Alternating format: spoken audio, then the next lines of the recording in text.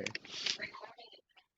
Okay, so last time we stopped with lexical resources where we discussed spellings, we discussed synonyms, we took a look at suffixes and the different nouns, the adjectives, verbs, and adverbs. Today we'll be taking a look at grammatical range and accuracy, one of the most important criteria when it comes to your writing as well as your speaking assessments. We all know and we all have good ideas when it comes to writing and when it comes to speaking, but using the proper grammar and using proper grammatical structures is important to make your message impactful. We all have really good ideas in our mind, but we tend to hesitate because we don't have the proper vocabulary or we don't really know how to form a coherent sentence while using it. Of course, if I were to sit down and to walk you through the whole fundamentals of grammar, it won't be enough for us, to discuss within 1 hour. So what we will do is we're going to handpick some of the most commonly confused and places where students tend to make the most mistakes, and we'll try to narrow that down and understand the concepts a little clearer so that the next time when you will be doing your writing or your speaking, at least you'll have a little insight on what you're doing wrong and what you should be doing to rectify it. Okay, so we'll get started. The first topic that we'll be doing tonight are known as articles. When we say articles, in English, we have three articles. Okay, we have the indefinite article, we have definite article, and zero article. So we'll be taking a look at each of them in detail, but first let's take a look at what are the indefinite articles. A and an precede singular nouns. So when you're going to talk about a singular subject, one idea, one individual, one place, anything that exists as just one, we will be using indefinite articles a or an. So when we say a or an, for example, we say a cat or an examination. When we are using a or an, we're not being specific about which exam is it that we're talking about, nor are we talking about a specific type of cat. We're just referring to something that we had just seen, or we're just mentioning it casually.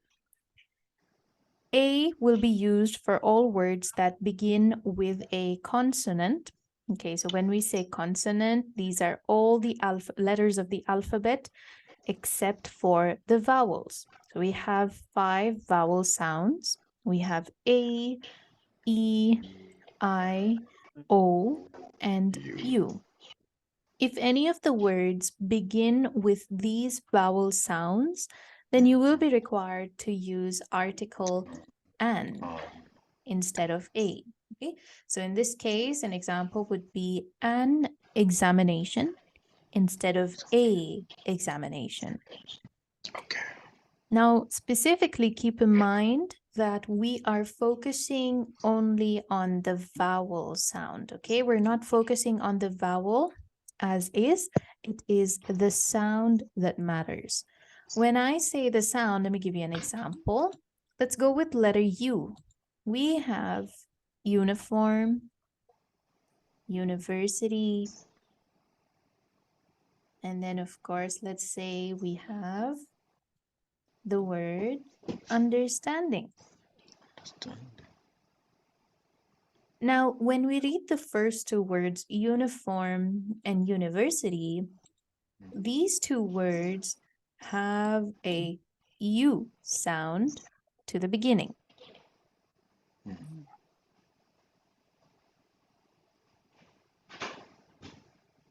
However, when we say the second word, understanding, we have a soft sound. being used when we pronounce it. Okay, so when we say uniform, it's similar to we saying uniform, meaning the vowel, it's no longer a vowel sound, it's a consonant sound, since the pronunciation begins with the sound of Y.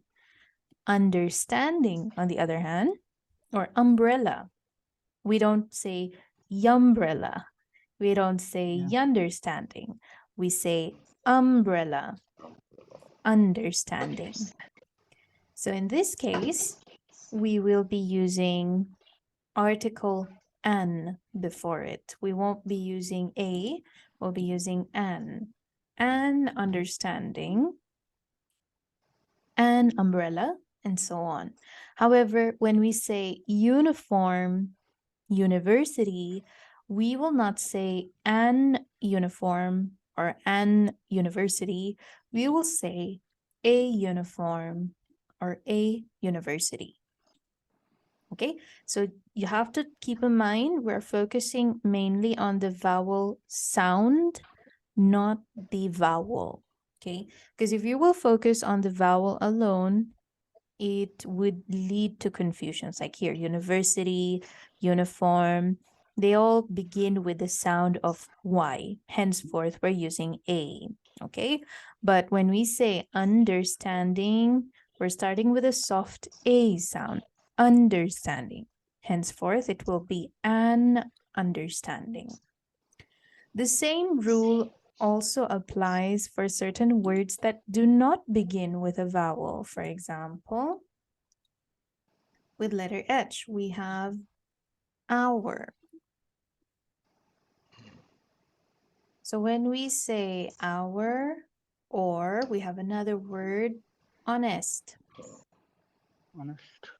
These two words begin with letter H, but the H is not pronounced. The H is silent.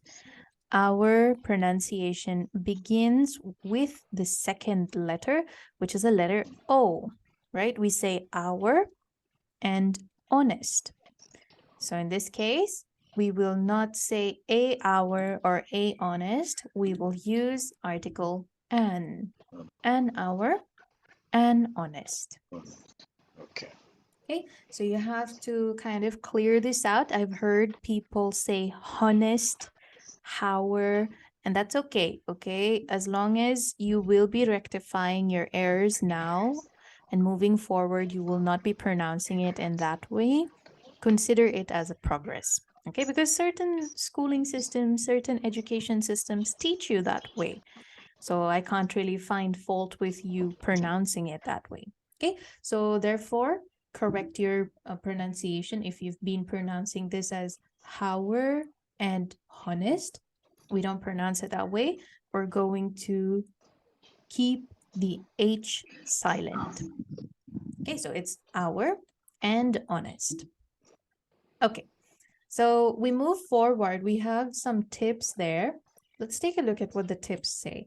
The first one says, sometimes a word begins with a vowel, but not with a vowel sound. So that's similar to the word university that I said. It begins with a vowel. The letter is a vowel, but the sound is not of a vowel. Okay, so henceforth, it will not carry an before it. It will carry article a before it.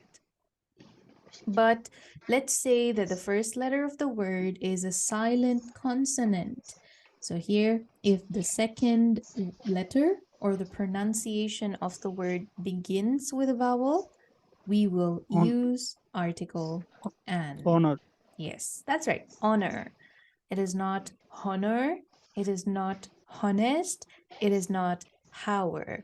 It will be honor, honest, hour. Okay? Yeah. All right. Now we have a few more examples for indefinite. When we say indefinite nouns, it means we are not specifically referring to anything, okay? You're generalizing it. You're talking about a group, but not specifying or not pointing at a specific group. So if you look at the example here, it says a cell phone is useful in emergencies. Now, when we say cell phone, we're talking about the gadget, the smartphone. We're not specifying whether it is an Apple device, whether it's an Android device, or if it's any other device. What we mean is the device itself. Okay, so it doesn't mean that just because we say a cell phone is useful for emergencies, doesn't mean that an Apple device isn't useful. It is. That is just a specific noun, okay? You're being specific there. Here, we are just grouping everything under one common term. The next example there says, I need an egg to make this cake. Now, they haven't mentioned if it's an egg that was laid yesterday or an egg that was laid 4 days ago, right? As long as it's an egg, they need it to make the cake. Okay, so they did not mention it as an egg from a nearby farm, or they did not mention if the egg is from an organic farm. We don't know that, and we're not specifying it. All we need is an egg.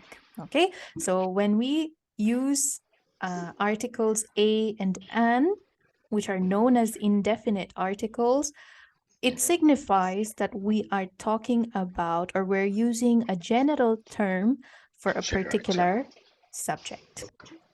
Okay. All right, so that was indefinite articles. Now we take a look at its counter opposite, which is the definite article. Definite article, the or the, as they pronounce it, they can precede singular, plural, and non-count nouns. We will use definite article the when you're talking about something specific. So a or an was used for a general term. The or the will not be used for general terms. Rather, we're being specific here. So if you look at the first example, it says, the moon was bright last night. So why did we say the moon instead of a moon? Well, that's because the Earth has only one moon, right? We only have one in existence. It's not like we're from Jupiter or we're from Saturn, which has 54 or 57 moons. So when we say the moon was bright last night, yes, we're being specific about the singular satellite of the Earth. Then the next one, the park is closed after dark. So when they say the park, the audience, or that means the person to whom the speaker is having a conversation with, they know exactly which park they're talking about. They know what is the location, or they know out of the 100 parks a city can have, they know which park they're referring to. Okay, they're not trying to say that all the parks close after dark. They're talking about one specific park which closes when it becomes dark. The next, the prices in this store are very high. Now, a phrase in the sentence defines the noun. If you see the term that is underlined in this store, this specifies which prices they're talking about. If we just say the prices are very high, we mean that all the prices are very high. But that's not what we mean, right? We mean the prices in this store. That's right.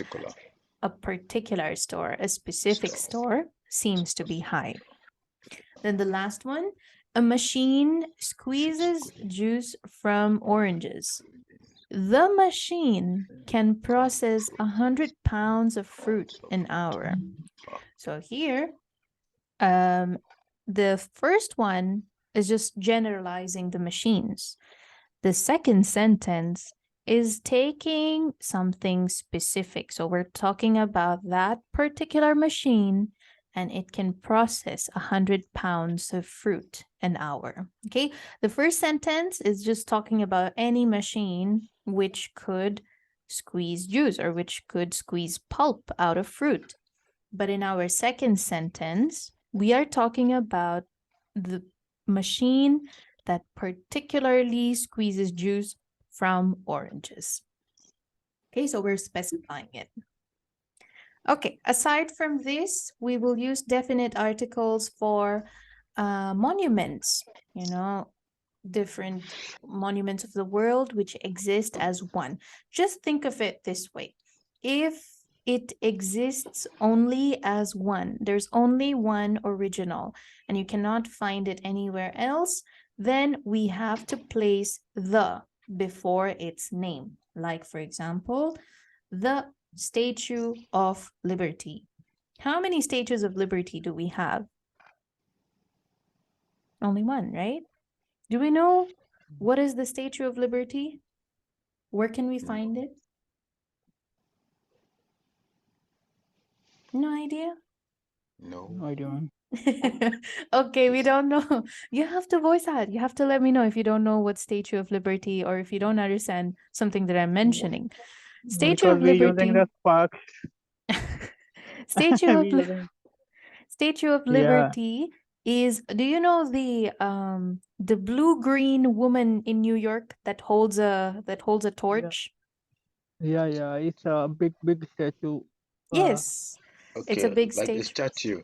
Oh, The Statue of Liberty. of Liberty. Okay, the statue. Okay. Yes. Okay, Yeah. so when we mention the Statue of Liberty, how many statues of liberty do we have in the world? In the world, there are Mhm. many. There are many, but which one is the original? I don't know. The one that is original. The original is what we find in New York. Okay, it is York. the single standing monument that you can find, and everything else is just a replica, a It's copy. replica. Yes, they have just replicated it, or they have just copied it, they have made copies out of the original. So when we talk about one original, then we use the before it. Okay, we don't say Statue of Liberty, just like that. We say the Statue of Liberty. Okay, so the one in New York is the original. Yes, that's the real deal. That's the original one. Now, another example would be in India. We have Taj Mahal.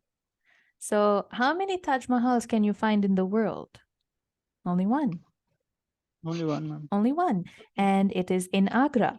So that also, when we refer to Taj Mahal, we will not just say Taj Mahal. We have to use the before it. The Taj Mahal. Okay, Shah Jahan built the Taj Mahal.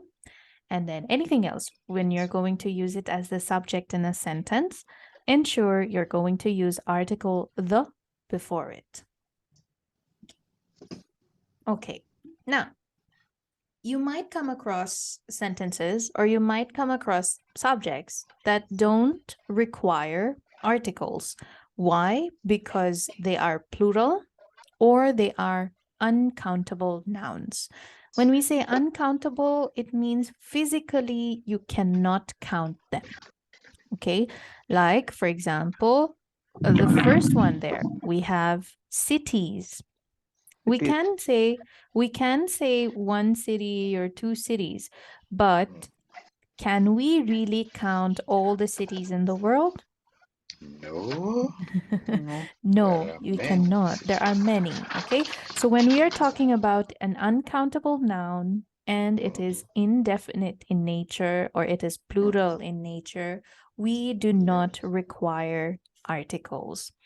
Or even money, we cannot say, oh, I have 2 monies or I have 3 monies. There's always a currency that helps you to count the money. So when you need a particular when you need a quantifier, that is when you will not use articles. We don't say the money. We don't say a money. We don't say it at all. Okay, it's just money. When we refer to information, for example, we don't say an information. We don't say the information. or you cannot say 3 information. It just doesn't make sense. Okay, All right. so you will not use any articles when it comes to uncountable plural nouns. Okay. Okay. All Uncountable right. plural. Okay, so we're going to do a quick exercise over here. So we have the first practice from grammar. So here we are taking a look at articles. So remind yourself, indefinite articles, a or an, will be Okay. used when we talk about singular subjects, Okay. and is specifically used for words that begin with a vowel sound. The definite article, the, will be used when you're talking about something in particular, or if we talk about something that exists as just one. And then finally, no article or zero article is when you don't really require to quantify it. Okay, it is plural in nature and it is indefinite in nature. Meaning we're not trying to be specific. We're not handpicking them. We're just referring to them in general. Okay, so go ahead. You can see that we have a practice given here. You have to complete the paragraph with a, an, the, or zero article. Remember, the first mention of an item in the text is considered indefinite. So that's one thing you have to note, okay? When you're going to mention something for the first time in your first sentence, specifically the subject, they will be considered indefinite unless stated otherwise, okay? If you're talking about a particular state, then it's no longer indefinite, it's definite. But if we're talking about a group of things, like here, for example, oranges, we're not counting them, we're not specifying. So this is going to be indefinite, or in other words, this will be zero article. Okay, so that way, I think I've already given you the answer to the first one. So go ahead and do the remaining 12. Take some time, read the sentence, and whatever you think needs to be placed there. Okay, what is it that your gut tells you is missing there? Place that. And then let's check your answers. Okay.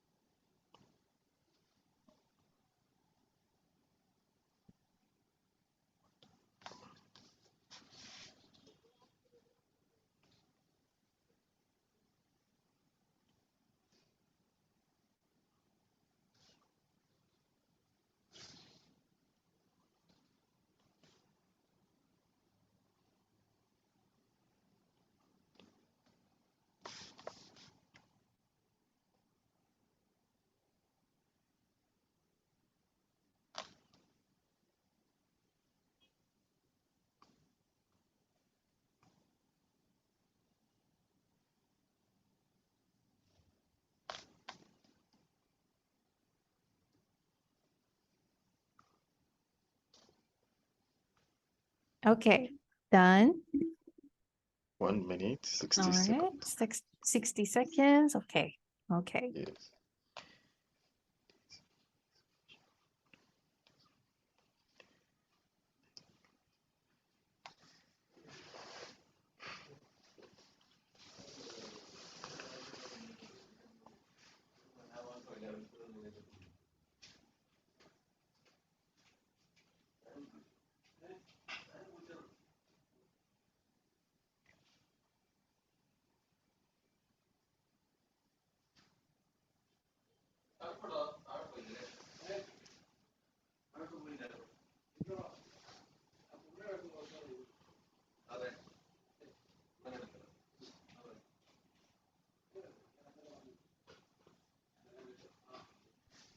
Okay. Yes. All right, let's now check your answers. Okay, so number one, I've already indicated that it is going to be zero article. So we're just going Yes. to mark that as an X. So let me just put an X over there. Okay. Oranges make delicious Delicious blank juice. juice. Do we need an article here? No. Zero. Zero article. So we're going back again with another X, okay? Because when we say, or when we're talking about juice, we're not talking about a specific juice. We're talking about oranges that is already indefinite. So it is understood that the object of the sentence, juice, will also be indefinite. Okay, after harvesting blank oranges. The oranges are The Correct. oranges. Very good. The oranges now are placed in in a washer. A a washer. washer. Correct. A washer. All right. Number 5.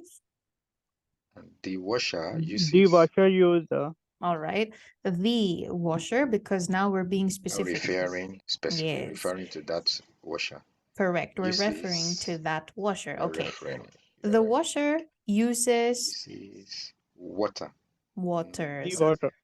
no, we No won't say water. the water. This is going to be water alone, okay? Water Because alone. water you cannot quantify. Remember the same You said concept as money. We don't say one uncountable water, plural noun. two water. Okay, so anything that needs a quantifier, it needs quantity, right? We say probably 10 liters of water or a gallon of water. So since we need a quantifier or we need a specific measurement, we cannot use any article over here since it's being indefinite. Okay, so therefore, the water uses. Ma'am, sorry, because the water is available same like a moon, right? So that's why I In abundance, yes, it is available in abundance. But do yeah. we say when we collect water, do we say one water, two water? No, No, right? No, no, no. cannot. Yes, Yeah. we have to use some sort of quantity to signify how much water is being stored. So if we still need to answer how much with a particular measurement, in that situation, we will no longer use an article. It will still be zero article. Okay, ma'am. Okay, all right. The washer uses water and So soap, yes, without any article here. Soap to clean. Number 8. Oranges. What will be the the oranges? That's right. Because we're referring to that specific oranges, those specific oranges that were harvested. So we will use definite article, the. Okay. Then number 9. the ma'am also. Yes, this will also be the soap. Now, because in the previous sentence, we said water and we said soap. We did not mention which or how much. But here in this sentence, the soap is because we are referring specifically to the soap or the subject that we had mentioned in the previous sentence. Okay, that's why we're using the. The soap is special food grade soap. Next, what is number 10? The ma'am also. Correct. The oranges or the oranges go to, what's 11? And ma'am. And that's right, an extractor. Since our word immediately after the space is beginning with a letter E and it also has a vowel sound, so we will use an extractor. Okay, and number 12? The extractor. Correct. The extractor squeezes Fruit. the fruit. Number 13 will be the fruit. Okay, so there you go. Here, you can see that, welcome back. Please, I'm sorry. There's so much internet fluctuation here. That's okay. I totally understand that. It's all right. Okay, so you can take a look at the paragraph here. So Oh, yes. you can see that in most of the spaces, we have used article the or the definite article because they are used or they are being used to refer the subject of the sentence. I got it. I got it. You got it all right? Okay, good job. All right. I got it. Okay, So, please, ma. yes, sure. Okay, the water and soap, right? Mm-hmm. Oh, okay. The water and not a soap, the water and soap. Where are we? What number are you on at? number 7 now. From number 6. Number Yeah, 6, okay. that's where I got disconnected. Right. The washer uses water, so water it's and soap. And soap. Okay. I missed that one. Yeah, I have to be truthful. Okay. Okay, and then do you clean see the oranges? Yeah, because we've spoken about the oranges already. right? So now specific. And the soap that I was referring to in the previous sentence. In the previous sentence, yeah. Right. That soap is special food grade soap. Okay, so next, the oranges, that's oranges that we've been referring to. Go to an extractor. Yeah, extractor is new now. Right. It's a new, yeah, an extractor. And this extractor that we just referred to squeezes the fruit. Yeah. That's right. Thank you. Very well.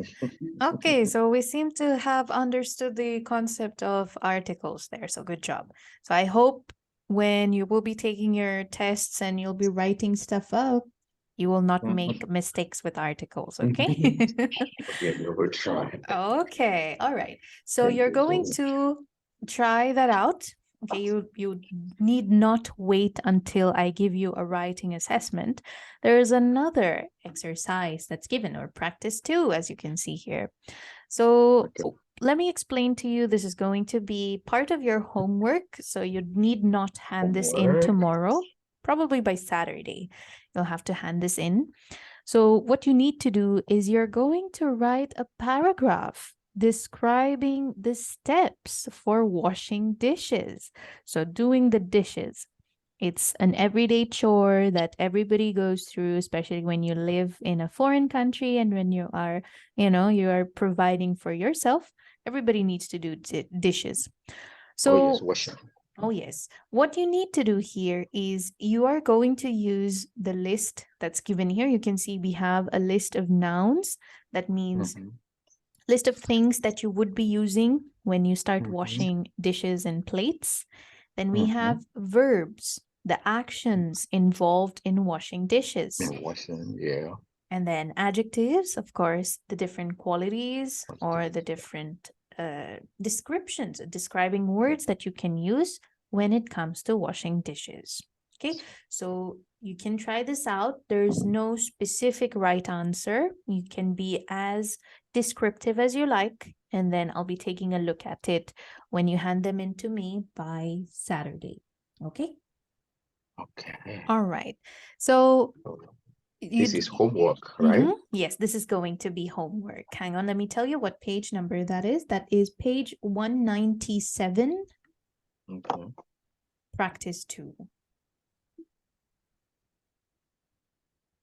You don't have to, or you shouldn't limit your paragraph structure to just the nouns that are given here, okay? If you think you want to use more words, you want to use other words, you're apart more from than welcome. these. Yes, apart from these, you're more than welcome to do that. Okay. Now we These words must reflect, at least some words should reflect in our in your paragraph. In the paragraph. Yes. Okay. And What To if okay. I use a machine to do? Oh no, we're living in the oh, okay. So you seem to be using a dishwasher. Oh boy. Well, I don't know. It's up to you. That is in your hands now. I don't know how your imagination is going to run, but you got Yeah, to use your imagination. Well, because it's the machine that will do the action. mhm. Yeah, and I will just load. You're just going to load the washer and then you're going to take it out once the dishwasher is done. Yes, just yes. Oh, wow. That's the shortest paragraph somebody could come. Okay. Well, I'm just kidding anyway. I in still this watched case, my there's still a yes, ma'am. possibility. There's still a possibility that you can use your imagination there. So I don't know. You do your thing and come up with a paragraph for me. Come hell or high water, I need a paragraph on washing dishes. Okay? Okay, okay. All right. So I just referenced one of the idiomatic expressions that you can use also when you will be doing your speaking. I said, come, hell, or high waters. That means, or it is, you can say similar to come what may. Okay, come what may. I got it. Hell or high waters, you need to hand it over to me. What does it mean? I don't mind. I don't care what's going to happen. You Upon need to do the come what may. homework. That's what it means. Okay, that's what it means. Mhm. And no matter no matter what No matter the circumstance, no matter if there was a zombie, circumstances, yes, no matter if there was a zombie apocalypse, what may be. mm-mm, Yeah, there are come no hell. excuses. I That's got what it that. means. Okay, Okay, let's now move that's good. forward. So you've already taken down 2 idiomatic expressions from tonight's lecture. Try to Okay. use them. Oftentimes, students tend to reserve using idiomatic expressions until during their exam, and it doesn't work. It really doesn't work. Unless you know how to use it, unless you have tried using it, at least once, in your speaking or in your conversation with someone, you wouldn't feel comfortable enough to use it in your speaking in the actual exam day. So that's why when you come across an idiomatic expression that you find as striking, something that you could use, or something that piques your interest, then use it. Even if the sentence is wrong, even if you're just saying it out aloud, just do it. You will see that it will have immense impact. It will have an immense impact compared to not using it at all, just memorizing it to use only during the exam day. Okay, so don't reserve it until the last day. Try to use it. Even if it's wrong, it's okay. Use it, and that way you'll be comfortable enough to use it on your actual exam day. Okay, so those are the 2 idiomatic expressions that we've come across so far tonight. We now further move on to the next problem area when it comes to grammar, and this is subject-verb agreement. Subject-verb agreement. This is a very, very common problem when it comes to professionals writing sentences, professionals trying to signify if your subject is singular or plural in nature, or just in general, writing good English. As we grow older, as we progress further into our professional path, we tend to forget grammar and we go for something that is much more convenient for everybody in the office, because you have to keep in mind that in your workplace not everybody is at the same aptitude or is at the same level of English as you are. There's probably somebody who is at a higher proficiency. There's someone who's still struggling or just trying to understand just the basic conversational English. So in this whole pursuit of being understandable to both parties, we tend to lose touch with grammar, specifically with subject-verb agreement. So what exactly is subject-verb agreement? This is the placement of words in a sentence in English that all sentences need to follow for it to be considered grammatically accurate. In some languages, like Arabic, for example, when they write their sentences or when they frame their sentences, it is the verb or it's the action that comes first, followed by the subject. But in English, we don't follow that. When we begin a sentence in English, it always begins with a particular idea, otherwise known as the subject of the sentence. The subjects, again, can be people, can be places, just nouns in general. Immediately after the noun of the sentence is the verb or the action that the subject is doing or is involved in. Based on the number of our noun, if our noun is, or if our subject is just singular in nature, then we need a singular verb. But if our subject is plural, then we need a plural verb. The problem here is that verbs, singular and plural, they seem to act a little funny. Singular verbs have an S, but a plural verb do not have an S. So this is why people tend to get confused. So what is one way to remember subject-verb agreement without messing it up, without getting mixed up? It's like this. We'll take a deep dive into a little bit of biology class for now, okay? And Vio is going to correct me if I go wrong somewhere. So our brain, okay, the human brain is divided into two parts. We have the left brain and we have the right brain. Now, surprisingly, the right part of your body, okay, your right limb, everything on the right side of your body is actually controlled by the left brain. Part of the brain. Yes. And then, consequently, the left part of your body, the limbs and everything, all the functions in the left part of your body is controlled by the right side of your brain. That's right. So now we see we have this X, we have a cross that is a cross function that's happening in our body with regards to the brain. So we're going to try and use the very same cross function to remember subject-verb agreement. So what are we going to do? Let's just here, let's draw an X, and then at the top here, let's write singular subject. And then on the other side, let's write plural subject.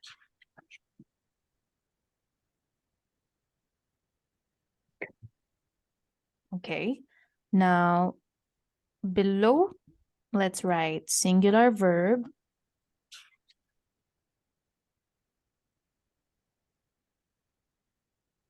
And the same thing we're going to write on the other side, plural verb. Okay, now you can see that we have the whole cross going on. Now let me highlight the intersection and what is it specifically pointing towards. So if your subject is singular, just remember that your verb needs to be plural. That means if your subject does not have an S, or it is only a single entity, then your verb needs to carry the S immediately after.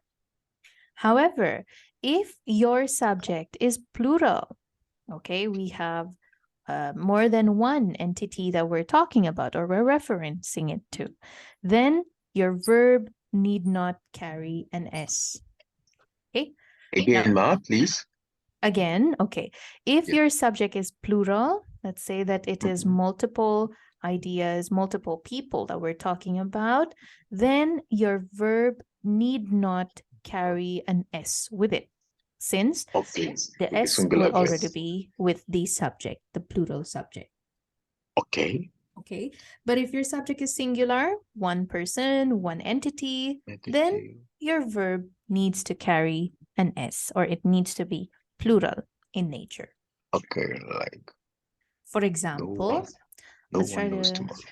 let's have an example here. So there are two sentences there. I'll give you another sentence which is easy to understand.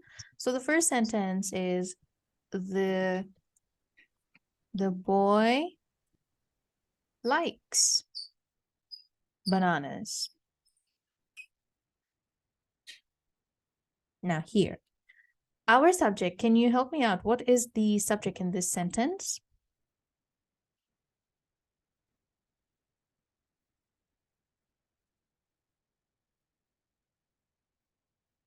What is the Problem. oh no. Did I have a network problem? You are back. Oh Yes, yes. you gave us hypertension. Oh no, Where were hypertension. you? Oh no, I seem to be bad for the heart. Oh no, okay. Okay. But we are better now. We can hear you now.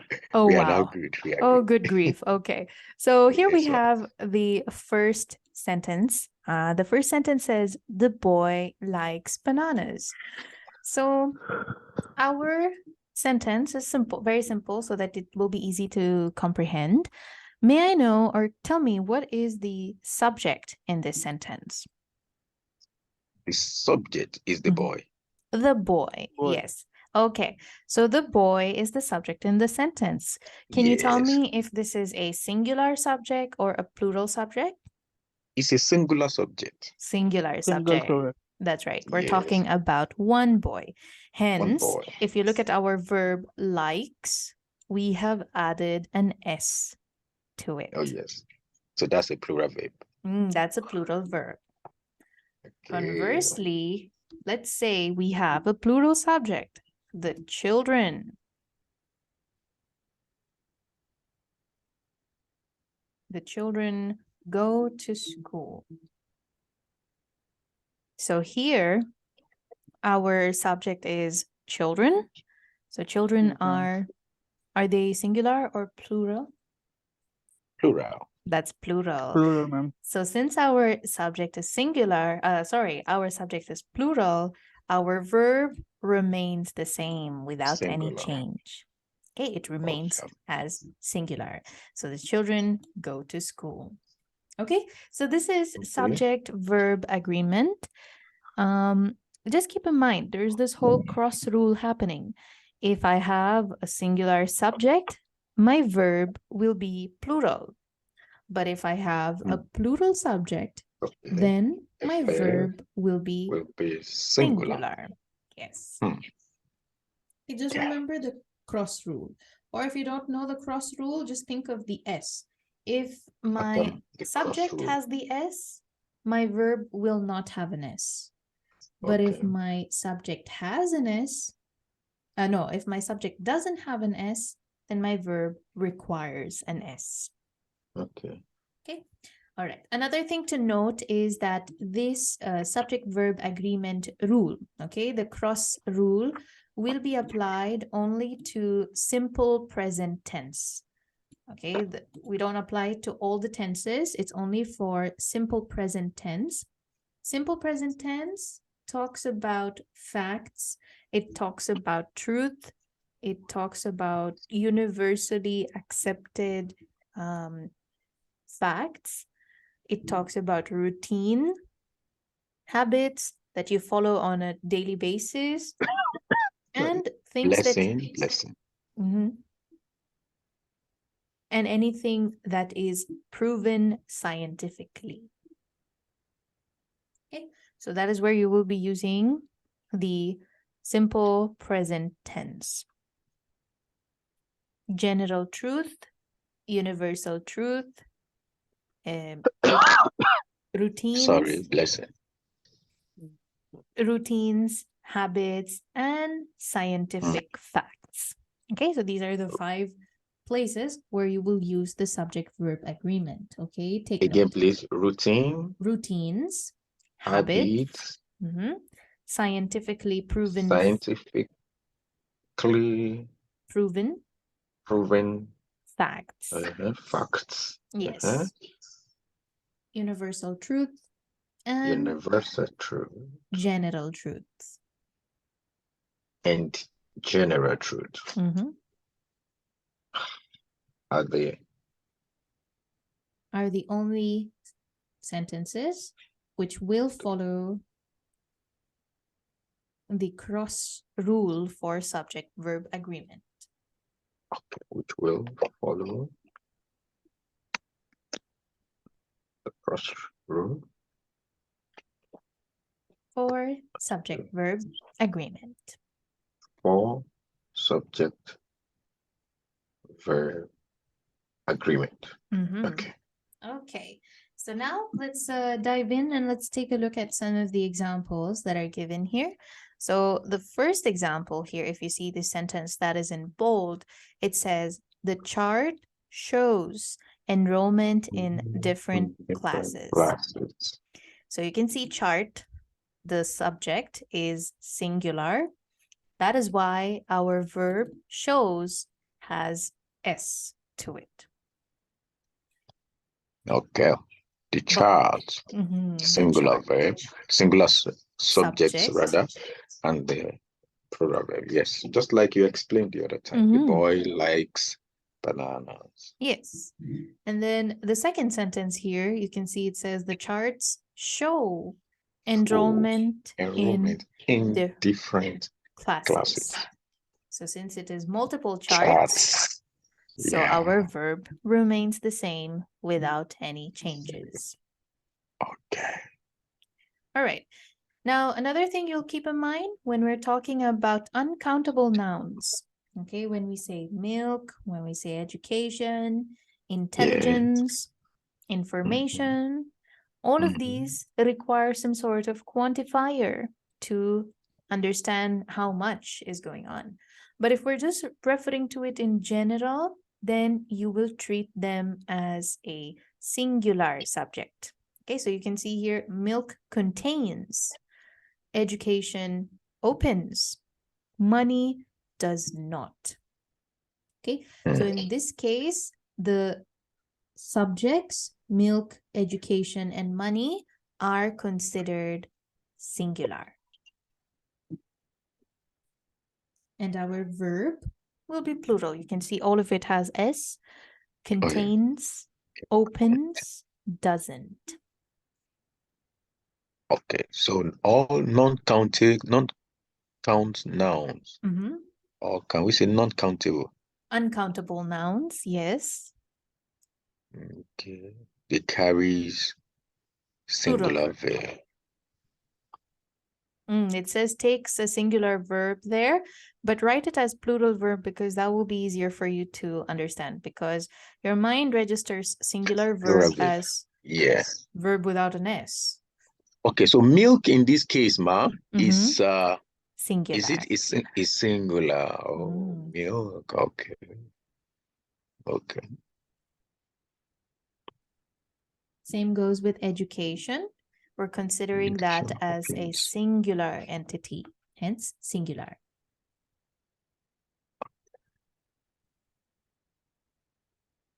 Okay. Yes. All right. So that is the discussion about subject-verb agreement. Now, when we take a look at the next page here, we'll be also taking a look at some places or some other grammatical instruments that we will be using when it comes to subject-verb agreement. So the first grammatical instrument we will discuss is a gerund. Now, gerunds are just verb in continuous form. Yes, that's right, in ing. Verb plus ing are gerunds. So a gerund used as the sentence subject of a sentence or clause takes a singular verb. So here again, if it is going to be singular, if you are going to see subjects with ing in them, it will be considered singular. Smoking, sleeping, eating. These are singular. So therefore, your verb will have S to them, like sleeping provides, eating leads, but smoking is. Keep in mind the subject-verb agreement, the cross rule that we discussed moments ago. It will not apply for state verbs. When we say state verbs, is, are, has, or have, they don't apply to them, okay? If it is singular, then of course you will use is. If it's plural, you will use are. And if you're using pronoun I, then we use am.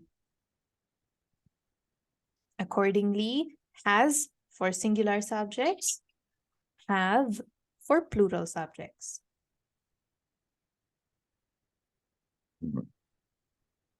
Okay, so take note. Gerunds or noun plus ing, smoking, sleeping. Can we say verb noun? What's that? The gerund. Can The we say yes. the verbs that ends in ing? Yes. Okay, can we call it verbal noun? Verbal noun, yes. You can call it as a verbal noun, yes. If you think remembering gerund is a little difficult, you can just, mention it on your side notes. Verb as a noun. Yes, thank you. Okay. All right. Now, the next concept there says it is not always easy to tell what the subject is. Sometimes there is a prepositional phrase in between them.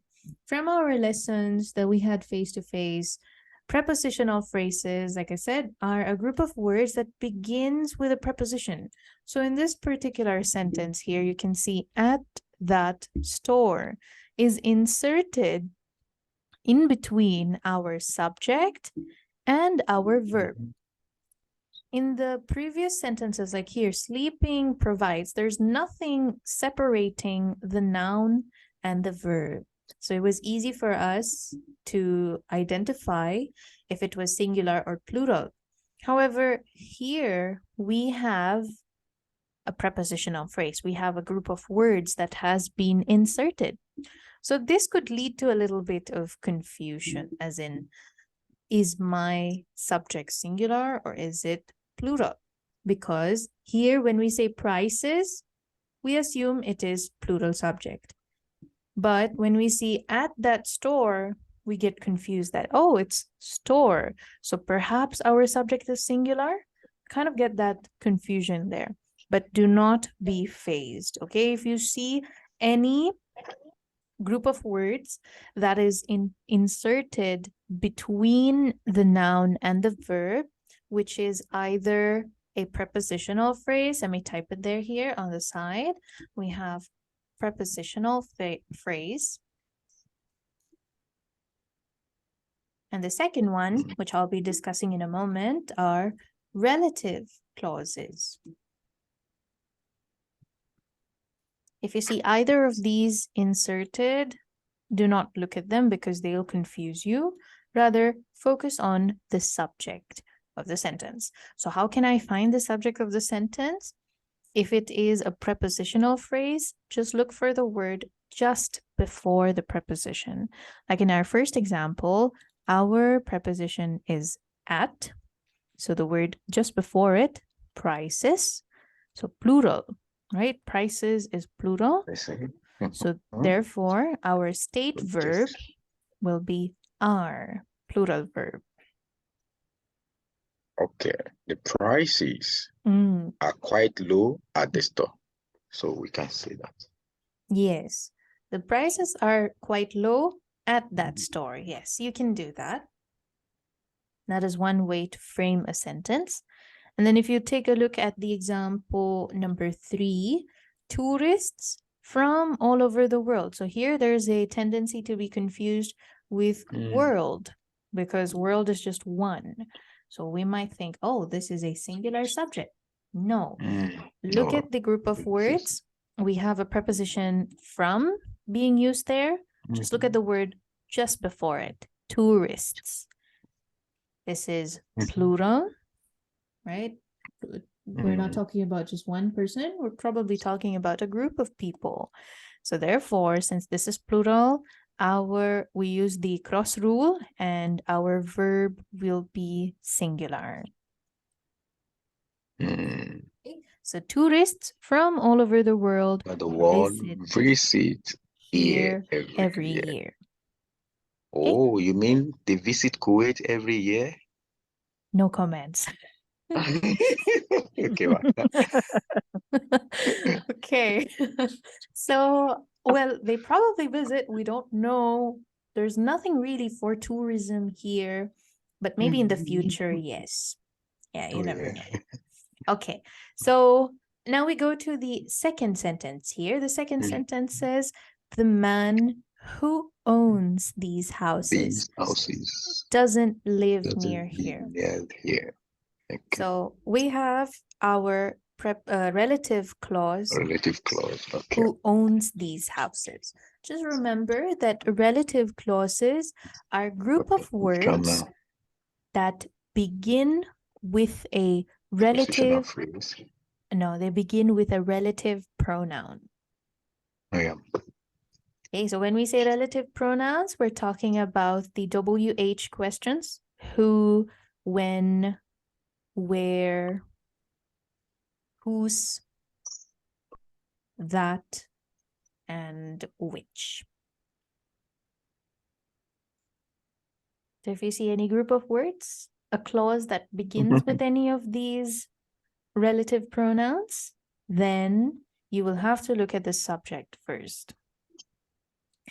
When you use these relative clauses, actually, they are also a good addition for your sentence. You're actually transforming your simple sentence. When I say simple sentence, it means the man doesn't live near here is a simple sentence. We have one subject, one verb, one object. But when we insert the man who owns these houses, we're adding an extra information about our subject, the man, without tampering the actual idea of the sentence. So when you do this, you are actually framing a complex sentence.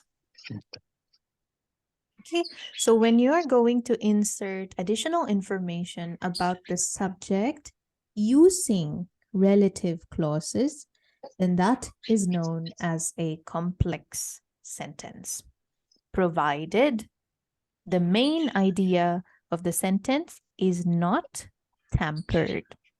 Okay, so the main idea in our sentence here is that that particular man does not live here. He does not seek residence here. The man who owns these houses is just an additional information about whom we are referring to. Okay, it did not change the entire meaning of the sentence, nor did it take away any meaning from the sentence. Henceforth, this is a complex sentence. Okay. All right. So is that portion clear? Shall we move to the next one? Okay. You all still with me? Oh, yes. Yeah. We are with you. Yes. All right. Okay. Just checking in, better to be safe. Okay. Oh, yes. Now we move on to the next one. It says some nouns may look plural, but are actually singular. Okay. Like, for example, the names of subjects: physics, economics, mathematics. Even though it has an S towards the end, not to be confused, this is just one subject that we're talking about. So you need to treat these words or these subjects as a single entity. They are singular. Okay, so that is number one. The next are the names of diseases. They also should be treated as a singular subject. We have measles, rickets, AIDS, and so on. So these are all ending with the letter S. Please, Ma, before you go further, Mhm. this singular subject takes singular verb as well. Yes. Goes with singular. Okay. just like the previous Yes, the previous what's it called? discussion. The previous discussion, yes. Yes, The okay. one So we just if I will use it in a sentence, let me use one in a sentence for you. Mathematics is a difficult subject. oh yeah. Okay, so We we will cannot not say say mathematics are difficult. Yes. You are right. no. Probably math sums are difficult, but when we're talking about mathematics, no, we will refer to it as a singular subject. Okay, so same thing you will apply for measles, the names of diseases, measles, rickets, mumps, and so on. Okay, anything that ends with an S, but it's the name of a disease, shall be treated as a singular subject. Singular subject. Also, the noun news. Okay, when we are talking about the current affairs, the happenings of a particular place, even though it is a collection of reports, it will be considered singular. Okay, so when you say news, we will not say the news are boring. No, we will say the news is boring. Oh, yes. Okay, so we will not use R over there. We'll use S. is. Okay, then the next one, names of companies are singular, even if they include plural words like National Tires, Construction Brothers, or Jarir Books. Yeah, Al Jarir Bookstore or books. Even though they have an S, they're referring to plural things in the name. It is still the name of one business entity. Henceforth, it will be treated as a singular subject. Okay, so some examples are also given there.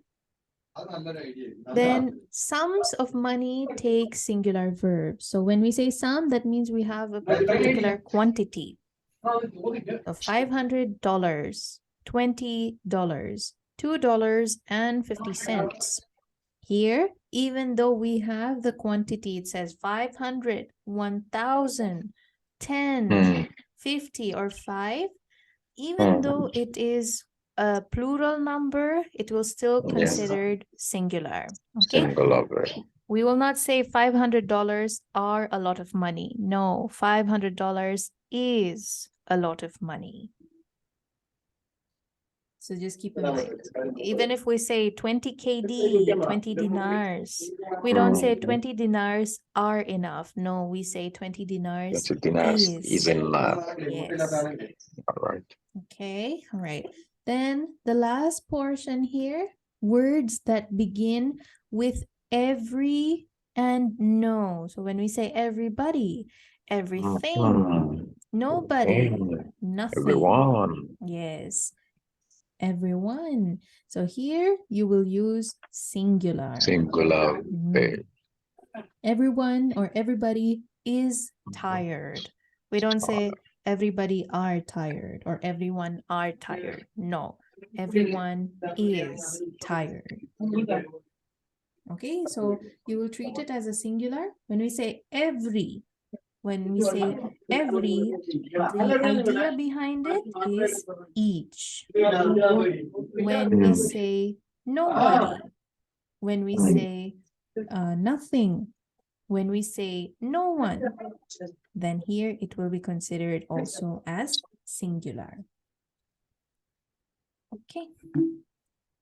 Okay. All right. Okay. So that was a hefty chapter, even though we had only two particular grammatical structures that we had taken into our discussion, but these are super important. So based on what you have learned, okay, based on what we have discussed so far, I'm going to give this also, I'll hand it in as homework. You can see it has 20 sentences. And what you need to do is based on what we discussed. Don't worry, I'll be uploading this in a while. You have to take a look at the subject. Okay, look at the subject. And if you think it is a singular subject, then you will have to accordingly select the verb that you think matches. And if it's a plural subject, then accordingly choose the correct verb for each of the sentences that are given there. Okay, there are 20 sentences. Challenge yourself. Don't worry about getting it wrong. We'll be discussing this. Okay, so this will be homework. This is, I believe, the last page of your PDF, which is page 199. Okay, so there are 20 sentences. If you feel a sentence is too confusing, star it or highlight it, and we'll discuss that in class on Friday. Okay, so you mean this exercise should, it's going to be homework for us. Yes, Practice this is 3. yes, this is a homework we- that you will need to accomplish before Friday.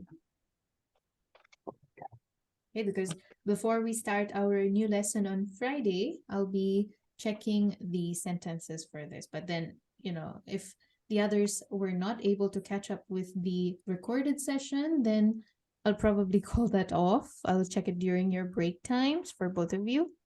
And then if you have a question regarding any particular sentence, then I'll be answering that as well. Okay. Okay, so I think that sounds good. Okay, looks like people are already exhausted from a grammar lesson here. Okay, so before I stop recording, is there a question for me? Do you have a question for me? Yes, I have something to say. Oh, sure. Yes, please. Last time you asked about the sweet. Oh, yes. Yeah. Yeah. So today at work, Mm-hmm. a colleague of mine just brought coconut sweet Mm-hmm.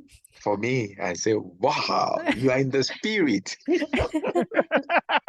We somehow connected with the colleague to get I'm you some telling you, coconut sweets. coconut sweet today. Poetry. I said, wow, my teacher, she's so much in the spirit. Thank you so much. So I received a gift of coconut sweet today. Just want you to know, Kalas.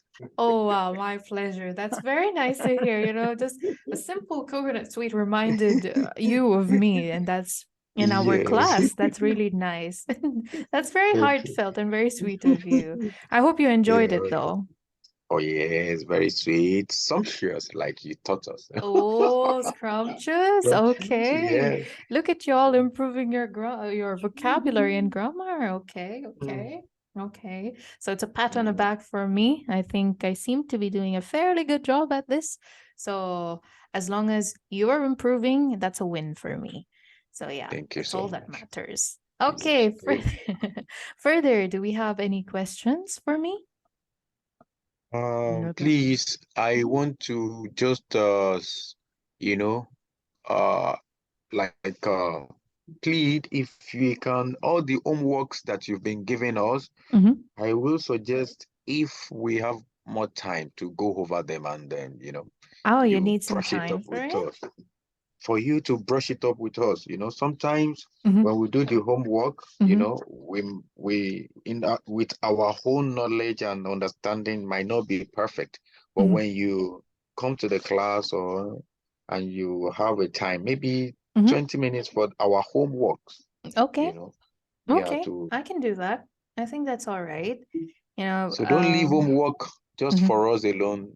When we Okay, come together, please help us to go over no it. worries. Then I'll guide you through with it when we'll be meeting for our That's the face-to-face word. classes. Okay. All right, so that's done. It's fixed then. Just bring in your homeworks with you, and I'll probably contribute about 15, 20 minutes, and we'll go over the homeworks. And in case you want to counter as to why that is the answer and your answer isn't the answer, I will be ready with my answers. Okay, all right. I think we've cleared the air for the most questions for tonight. Further, any more questions for me? Oh, more Nothing, ma'am. questions from No more questions. maybe. Nothing. Oh, Any question for my side?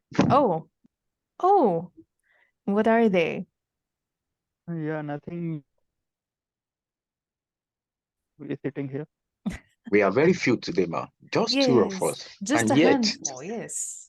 And yet we really enjoy the teachings and explanation. Oh, I mean, if if you're going to teach grammar the traditional way without any explanation, it's going to be a hard time.